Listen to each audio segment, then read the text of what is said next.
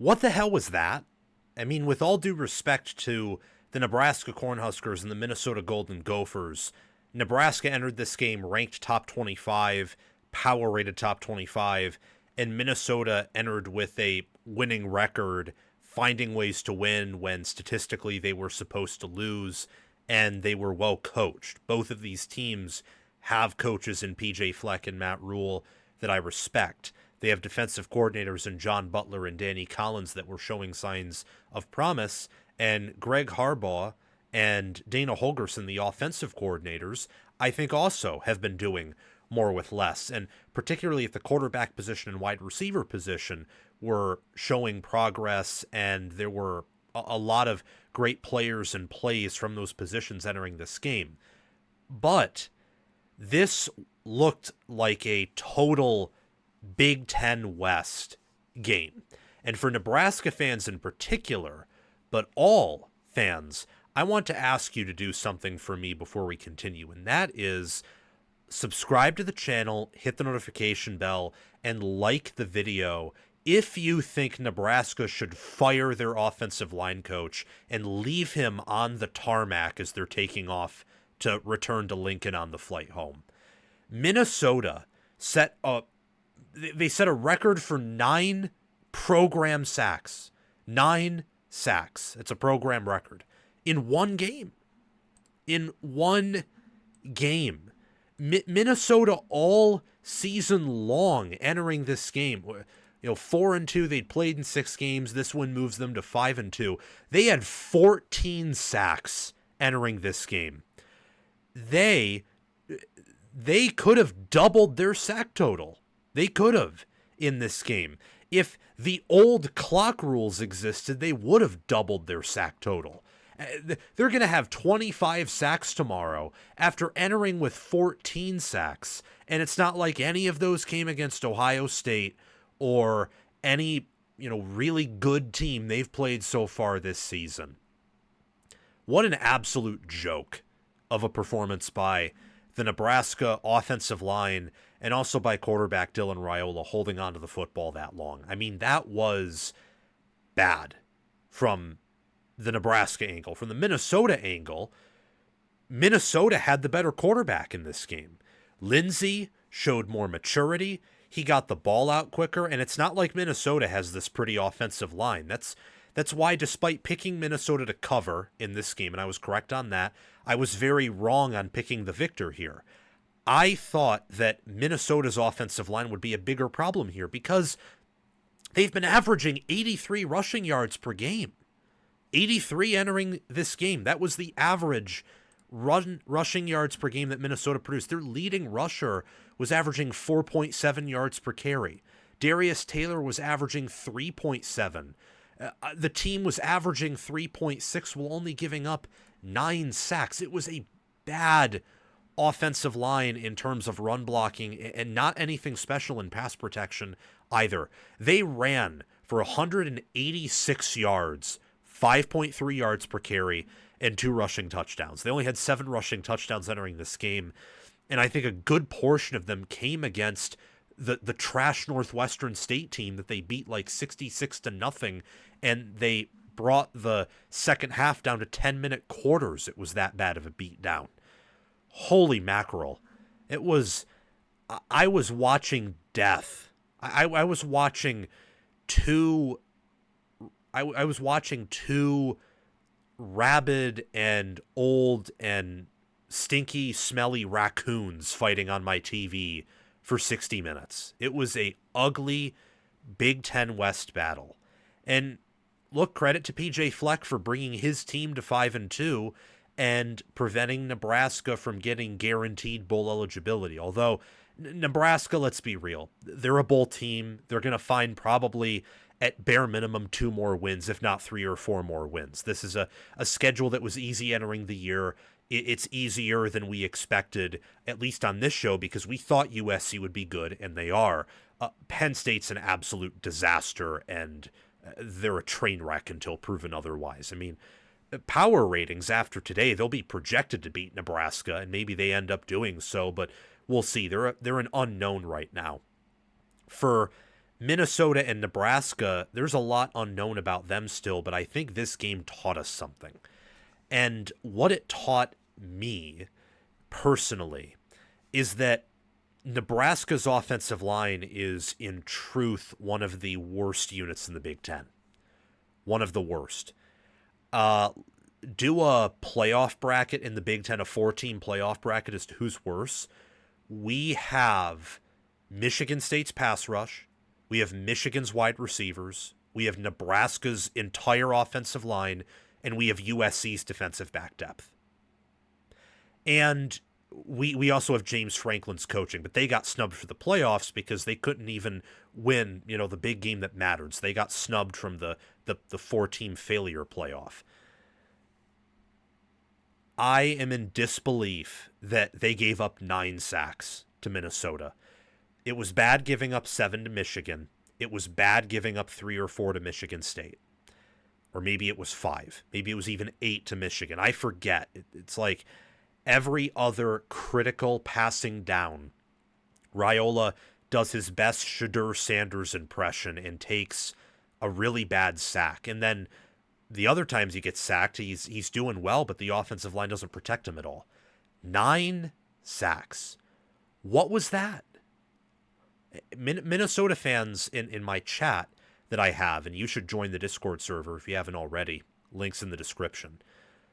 They were talking about how this is the best the team had looked all season long. They didn't think they had a good team entering this game. And after this game, I don't know if they have a good team either. I think that they're very well coached. That's something I know about Minnesota. They planned for this game meticulously and methodically.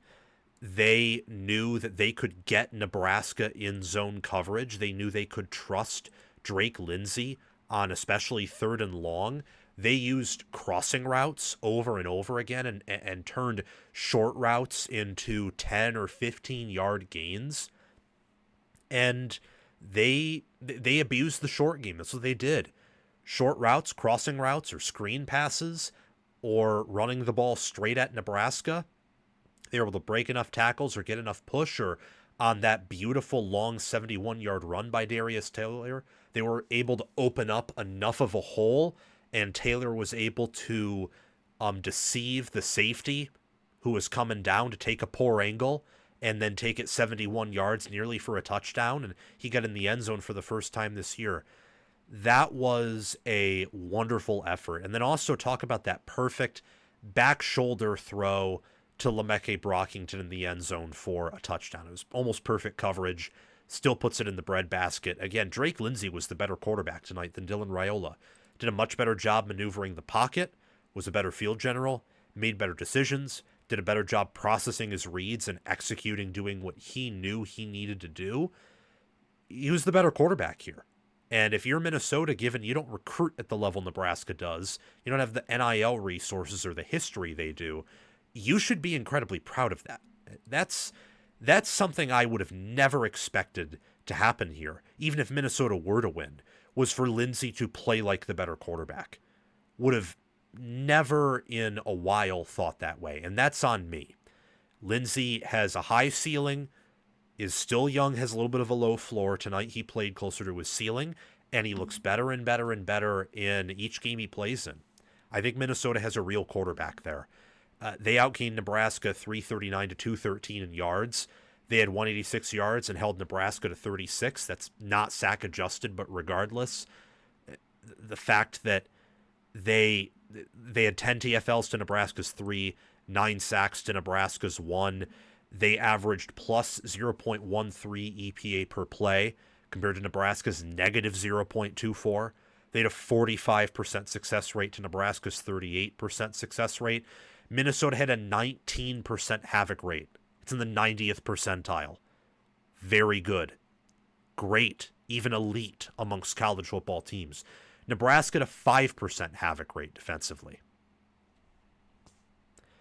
And in terms of total expected points added, Nebraska had a negative 0.37. They basically had a touchdown less than their drive chart would indicate in terms of where they were field position-wise. Minnesota had a plus 7 EPA. This game was pretty close until the end. in terms of how the teams were moving the football, but Minnesota got touchdowns. Nebraska had to settle for field goals.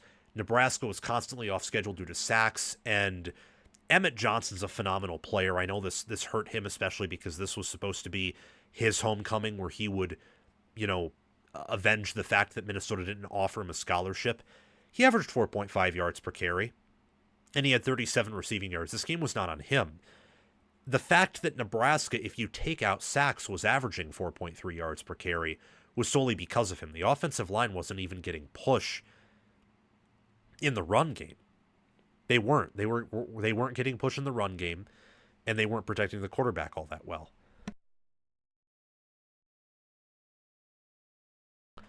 Sorry for the cough there.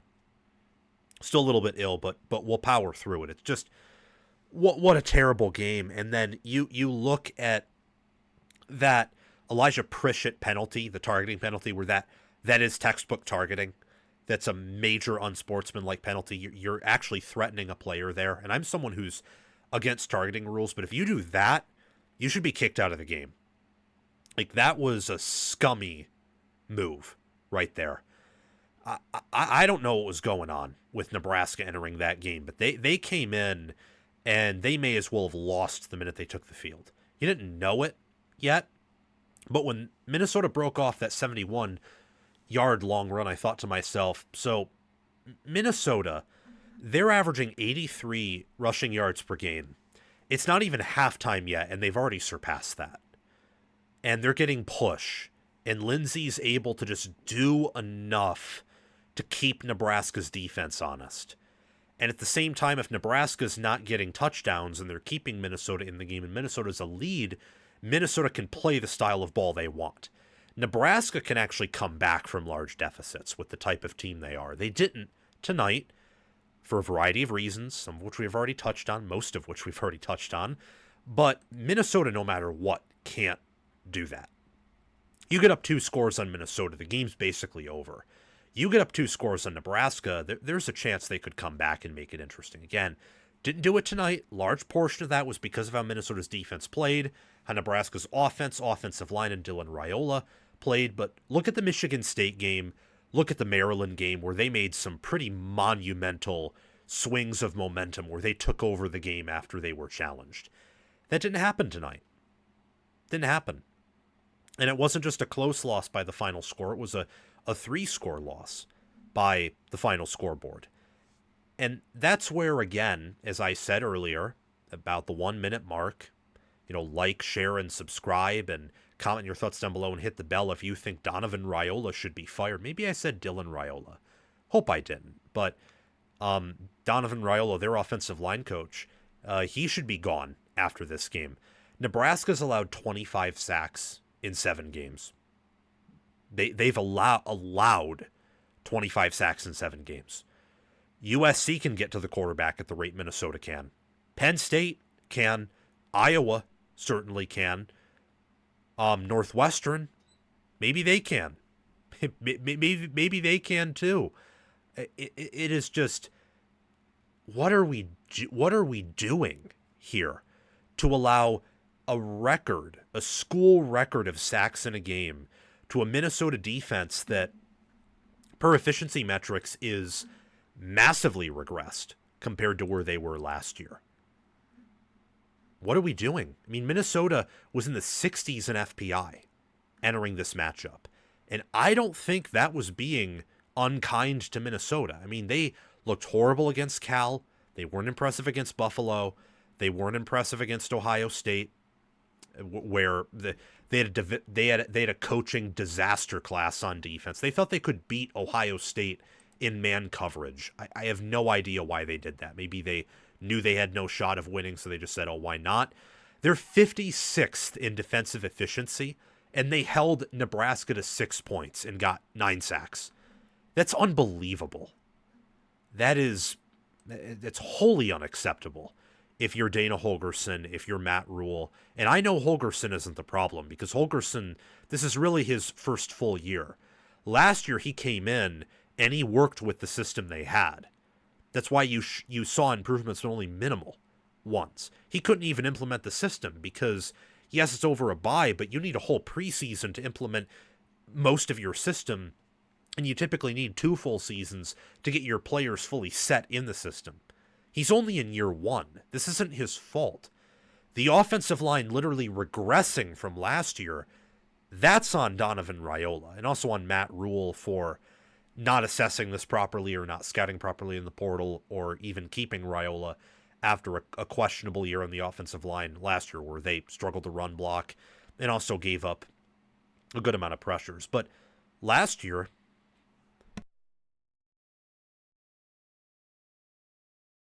again, sorry for the coughing.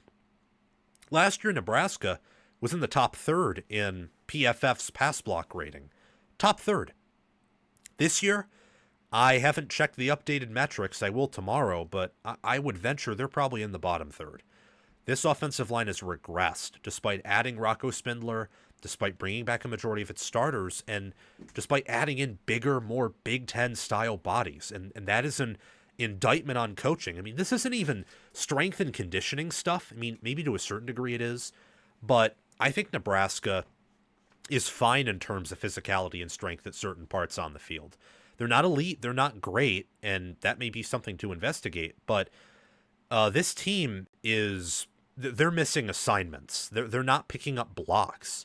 My friend who was watching the game with me can attest that they were blocking, like, you would have 5 or 6 guys, or maybe even like 7, including the running back, in protection.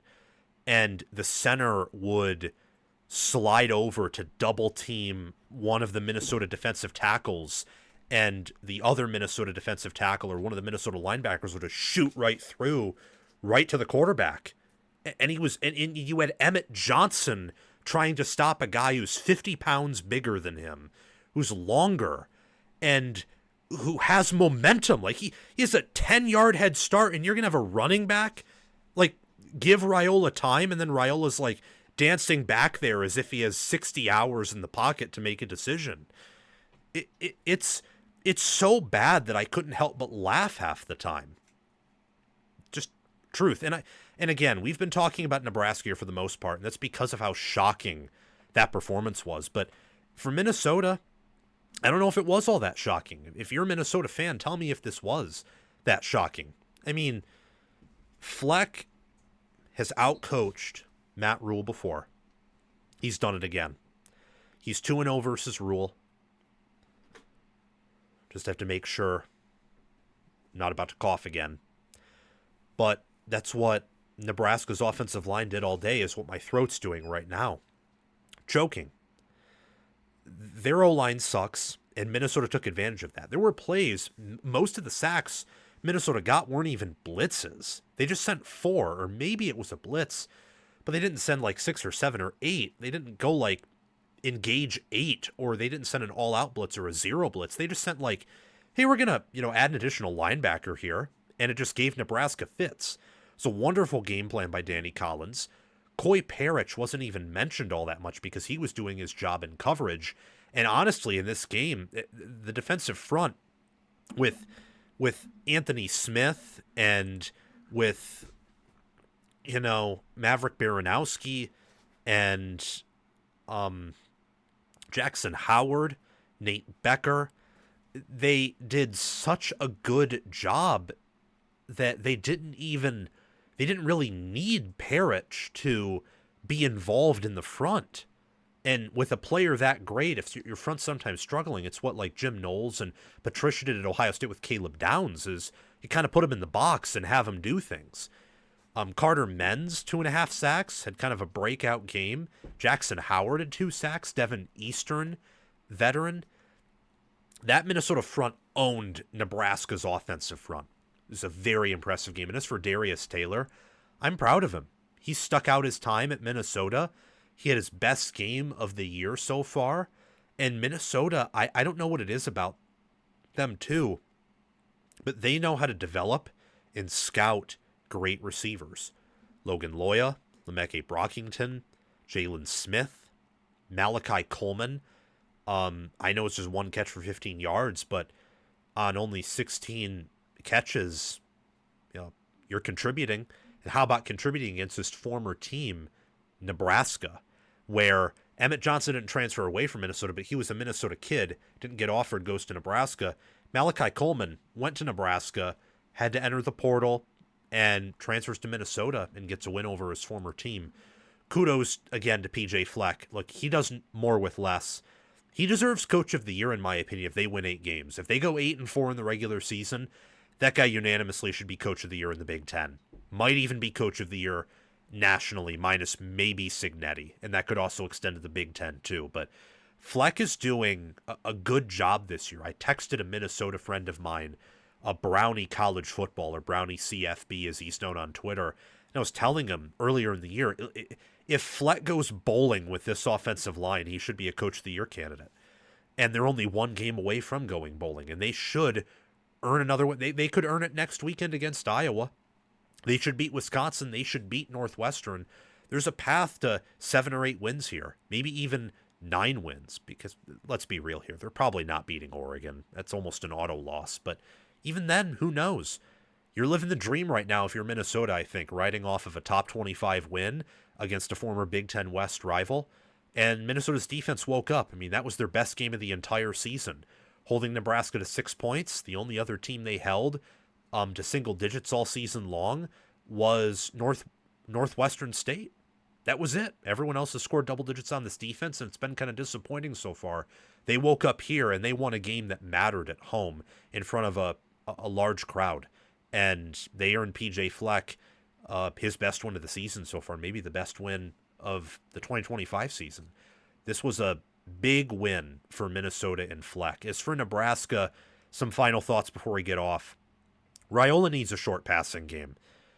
This O-line is so bad that combined with his toxic attribute of thinking he can hang around in the pocket forever, that creates sack after sack after sack. It creates off-schedule situation after off-schedule situation, which is opportunity for turnover after turnover, bad field position after bad field position for the defense. And this is a defense that, look at the defensive line and how it performed against Maryland, where Maryland had their best rushing performance of the year. Minnesota probably had their best rushing performance of the year. Michigan had its best rushing performance of the year. Cincinnati had one of its better ones. It's a defensive line and a rushing defense that may not be as bad as some of the advanced analytics suggest because of how they played Cincinnati and Michigan, but it's still a weak spot, and you can't afford to have bad field position with that type of defense. Regardless of that, Minnesota had 2 touchdown drives that were of 90 yards or more. So I think a lot of this was just a very bad game for Nebraska, where what could have gone to its absolute worst case scenario did. I don't think the sky is falling for Nebraska in the same way that I don't think Minnesota's all of a sudden this great football team. But Raiola needs a short passing game. He needs more dump-offs. He needs to get the ball out quicker. He does not have the protection to reliably be able to step back and step up in the pocket and throw it deep or even throw it intermediate, especially against defenses that have veteran, athletic, and sizable defensive linemen, defensive ends, tackles, and linebackers. And Minnesota has that. USC has that. Penn State has that. Iowa has that. That's 3 out of the remaining 5 teams on the schedule. And Northwestern's defense isn't exactly a pushover either. So they need a short passing game. That's something where they probably need to go back to the drawing board and develop, because I know nothing about that type of stuff. Like, I could not draw up a game plan, but I can identify that they are trying to get him to hit the explosive play, and he wants to, and he can't. His deep ball isn't accurate enough. He's not poised enough in the pocket. The O-line doesn't give him enough time, and I think he overthinks things, and he's trying too hard to play hero ball. All of those things are a bad combination for trying to get an intermediate and deep passing game going. Make it simple. Do dump-offs. Your receivers are athletic and fast, so some slants could probably be a good thing. Some crossing routes. Make it a quick game, and that combined with Emmett Johnson, I think, can do a lot of good offensively. The final thing I'll mention before we get out of here is I think Nebraska's secondary, while good, is not elite as the analytics may have suggested. Minnesota was able to outdo them, receiver to DB, and were able to get in between the zone. They were able to force some bad angles in the ground game and also in the passing attack. It's a great secondary, but they played Michigan, who does not have great receivers, and they've figured out their receiver room since then. Michigan's improved at receiver since that Nebraska game. It's the same thing with Cincinnati. Cincinnati had a ton of incoming transfers at receiver. I don't think Sorsby trusted them yet, and that's why he didn't have success throwing the ball in that game. If Cincinnati and Nebraska were to rematch, Cincinnati would have more success through the air. And then Akron, Houston Christian, those are not games to count there. Aiden Childs and Michigan State, I think part of that had to do with the wind. That's why Nebraska also couldn't pass on MSU's bad secondary. And then Maryland, you saw some of the cracks, but wondered if maybe it could have been an off game. I think this confirms it. Nebraska's a lot to go back to on the drawing board. As for Minnesota, look, it's a great win. Relish in it. Know that your coach, who I affectionately now call the youth pastor because I think he acts like one, has intense energy and seems preachy, for better or for worse. I think it's for better with the culture he's established. The youth pastor is 2-0 against Matt Rhule. He owns him. And that was the case in 23. That's the case now. He's coached circles around him for the 2 games they've faced off. And in both of those instances, Rhule had more talent. And despite this Nebraska team obviously being better than the 2023 Nebraska team, and I don't know if I can say that is definitively for this Minnesota roster compared to that Minnesota roster, the beatdown was even worse. And that shows that Fleck just straight up outcoached Matt Rhule. So thank you so much for watching. I will see you all very soon.